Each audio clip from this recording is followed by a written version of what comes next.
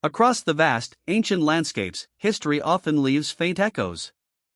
Stories of empires, of battles, of grand ambitions. But sometimes, it leaves a silence. A profound, unsettling void where something immense once stood. Our story begins with such a void. A tale whispered through millennia, of an army, not merely defeated, but erased. Vanished. As if the desert itself swallowed them whole. It's a mystery that has haunted scholars and adventurers for centuries. What force could possibly make 50,000 soldiers simply disappear? The year is approximately 524 BC. The stage, the colossal Persian Empire, then at the zenith of its power. Its ruler, Cambyses II, son of Cyrus the Great, already a conqueror of Egypt. But his ambition knew few bounds. He harbored grander designs. A campaign against the Ammonians, a people residing in the remote Siwa Oasis. A sacred place, housing an oracle revered across the ancient world. To control it was to command a powerful symbol. And so, the decree was made. An army would march. This was no small skirmish force. This was a substantial detachment, drawn from the Persian war machine, known for its disciplined and formidable infantry. Estimates vary, but historical accounts suggest a force of around 50,000 men. An elite corps, equipped for desert warfare, intended to strike deep into hostile territory. Their mission, to seize the oracle of Ammonius, a strategic and spiritual prize. They were prepared for battle, for hardship, for the scorching sun. But perhaps not for the absolute silence that would follow. Their journey began, as recorded by the Greek historian Herodotus, from Thebes. Westward. Into the vast, trackless expanse of the Libyan desert. A land of shifting sands, extreme temperatures, and mirages. Supplies would have been meticulously planned, water sources identified, guides consulted. Every step was a challenge. Every day, a test of endurance. For 7 days, they marched deeper and deeper into a wilderness few dared to tread. Then, the path vanished.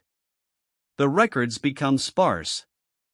A journey into the unknown, leading to an even greater enigma. Our primary, though often debated, source for this account comes from Herodotus, writing about a century after the supposed events. He tells a chilling tale. After a 7-day march, while taking their meal, a monstrous sandstorm rose up. From the south. Violently. It buried the entire army beneath its colossal dunes. A swift, merciless end. Herodotus heard this story from the priests of the Sivan oracle itself. A single, dramatic explanation for an incomprehensible event. But can a sandstorm truly erase an entire army without leaving a trace? If 50,000 men, with their equipment, weapons, and supplies, were buried by a sandstorm, surely some evidence would remain. Fragments of armor. Weapons. Pottery. Even human remains, preserved by the arid climate. Yet, for thousands of years, the desert has yielded nothing definitive. No mass grave. No telltale signs of a buried army. This absence of evidence is precisely what fuels the enduring mystery. The desert, a natural preserver, has remained stubbornly silent. Was Herodotus's account a truthful eyewitness report, or a convenient local legend? The story, however, persisted. It became a powerful legend, captivating imaginations across centuries. From ancient chroniclers to modern adventurers, the idea of a lost, legendary army, hidden beneath the sands, became an irresistible allure. This isn't just about ancient history, it's about the human fascination with the unknown. The desert, with its vast, featureless expanse, is the perfect canvas for such an enigma. Every shifting dune, every remote wadi, potentially concealing the answer. Or perhaps, another layer of the puzzle. The quest to find Cambyses' lost army is not a new phenomenon. In the 19th and early 20th centuries, as European explorers ventured deeper into the Sahara, the legend spurred a number of expeditions. Driven by a mix of scientific curiosity and romantic adventure, these early searches often faced immense logistical challenges. The desert was an unforgiving adversary. Vast distances, extreme heat, and limited technology made any substantial discovery akin to finding a needle in an impossibly large haystack. Yet, the search continued, undeterred. Why is the desert such an effective hiding place? The sheer scale is one factor. The Libyan desert alone covers millions of square kilometers. Then there's the constant movement of sand, obscuring, burying, and revealing with capricious indifference. Archaeological sites are often not static. Dunes migrate, winds scour, and what was once buried deep can eventually be exposed, only to be reburied. This natural, relentless cycle makes systematic searching incredibly difficult, a battle against geological forces that never rest. The desert protects its secrets fiercely. While Herodotus's account points to a sandstorm, historians and archaeologists have proposed other theories. Could internal strife have played a role? A mutiny, perhaps, driven by the harsh conditions or a dwindling water supply. Or was the army ambushed? Desert tribes, skilled in guerrilla warfare, might have seen an opportunity against a weakened, desperate force. These scenarios, though lacking direct evidence, offer alternative explanations to the sudden disappearance. They add layers of human drama and strategic failure to the natural disaster narrative. Which theory rings true?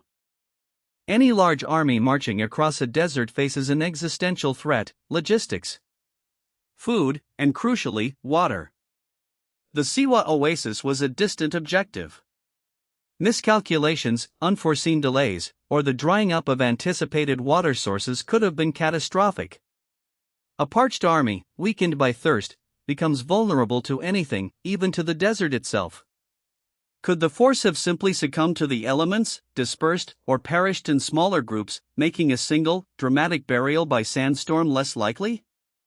The desert is a silent killer, claiming victims without a trace. The 21st century has brought new tools to the ancient quest.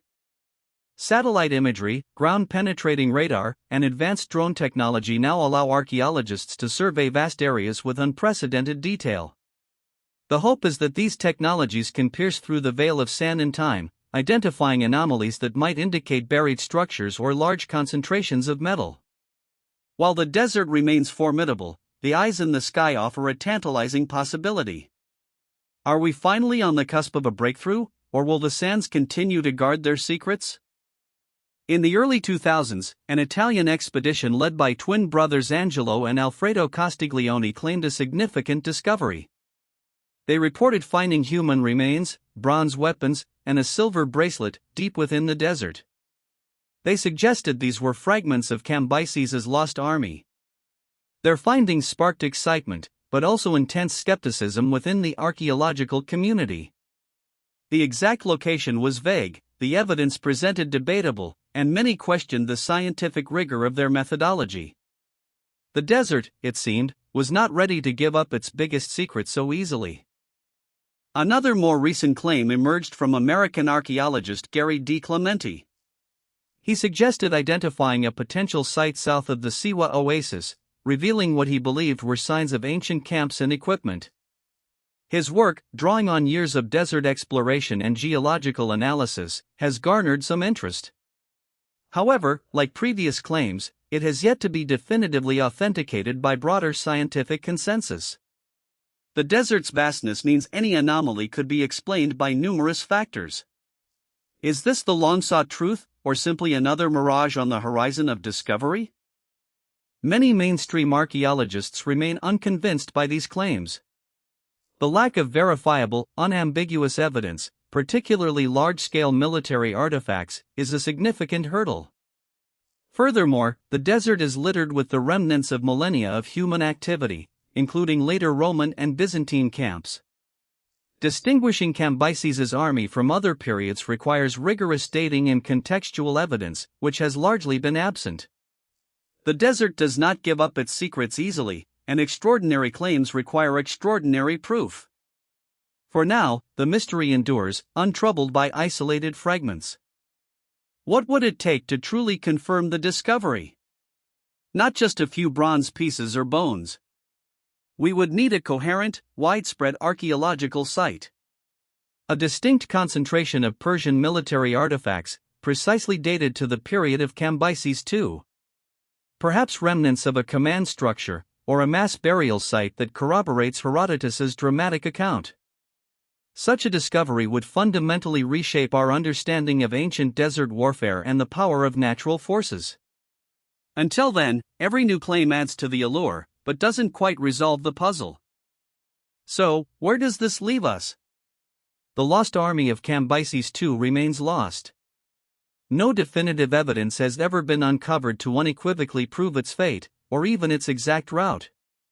Herodotus's tale of the sandstorm remains the most compelling narrative, but it's a narrative built on an almost complete absence of physical corroboration.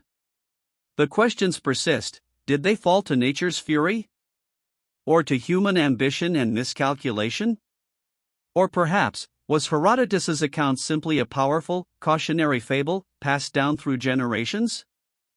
Regardless of the physical facts, the legend of Cambyses' lost army has etched itself into the annals of history as one of its most enduring mysteries. It speaks to the fragility of even the most powerful empires against the forces of nature, or the unforgiving landscape. It reminds us that some stories are too compelling to simply fade away, even without a resolution. The desert, in its vast, indifferent silence, holds onto the secret, a testament to what can vanish without a trace. And perhaps, that's precisely why it continues to captivate us.